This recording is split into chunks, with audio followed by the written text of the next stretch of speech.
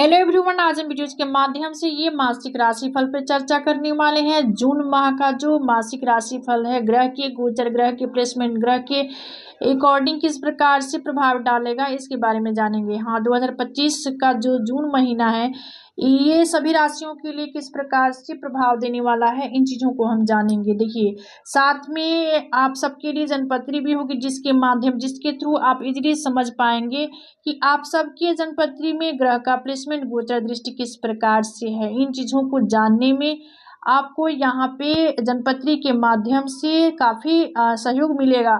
और देखिए, जो लोग मेष राशि के हैं, आपका कैरियर, शिक्षा, व्यापार, व्यवसाय, निजी जीवन, प्रोफेशनल लाइफ, पर्सनल लाइफ, आर्थिक जीवन और आर्थिक स्थिति, प्रेम, शिक्षा कैसा रहेगा, इन चीज़ों को हम यहाँ पे जानेंगे।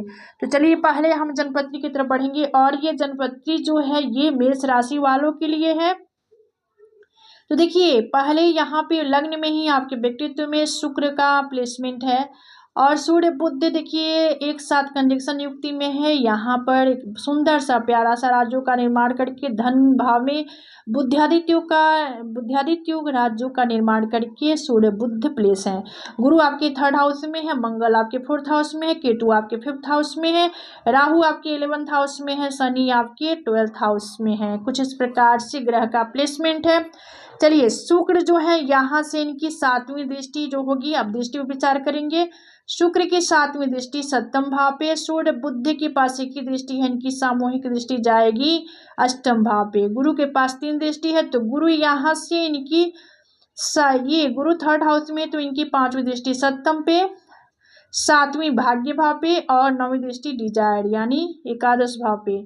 इसके बाद मंगल के पास भी 3 दृष्टि है, तो मंगल जिस भाव में बैठते हैं, वहां से मंगल के पास 3 दृष्टि जो प्राप्त है, 4th, 7वीं, 8वीं, तो ये 4th भाव में है, तो इनकी 4थी दृष्टि जाएगी 7th पे।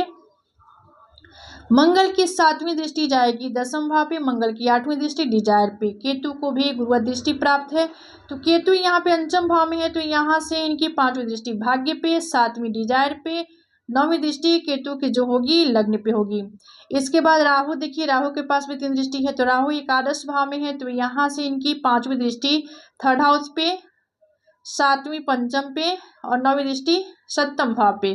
शनि के पास भी 3 दृष्टि है, शनि द्वादश में है, तो यहाँ से इनकी 3री दृष्टि धन पे, 7वीं दृष्टि जो होगी षष्ठ पे होगी और शनि की जो 10वीं दृष्टि होगी आपकी भाग्य भाव पे होगी। तो कुछ इस प्रकार से ग्रह का प्लेसमेंट, गोचर दृष्टि रहने वाला है जो लोग एरीज साइन के हैं उनके लिए। अब चलिए हम प्रभाव की तरफ बढ़ेंगे और प्रभाव कुछ इस प्रकार से होगा। देखिए, मेष राशि, यह महीना मेष राशि वालों के लिए ऊर्जा और आत्मविश्वास से भरा रहेगा। करियर में उन्नति होगी, लेकिन गुस्से पे नियंत्रण रखें। आर्थिक स्थिति मजबूत होगी, स्वास्थ्य पर विशेष ध्यान दें।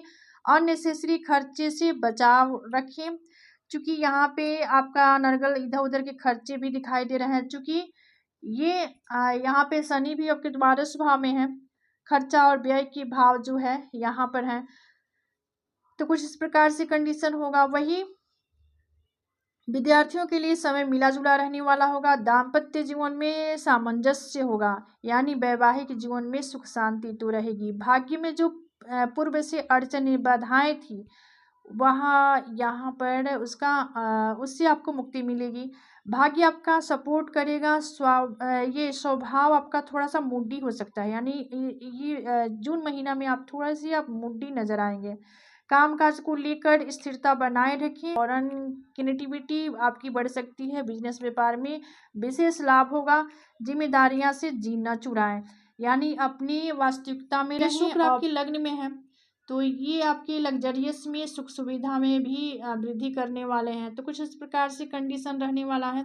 अब उपाय के तौर पर आपको मंगल का बीज मंत्र का जाप करना चाहिए और वही हनुमान जी की स्तुति करें, यानी प्रतिदिन हनुमान चालीसा का पाठ करें। और ये चूंकि आप ऑलरेडी सरसाती के प्रभाव में हैं, शनि की सरसाती आपके ऊपर चल रही है, तो ये छोटे छोटे उपाय हैं, आपको तो अवश्य ही करनी होगी और जिससे कि ये माह आपके लिए शुभता देने वाला हो।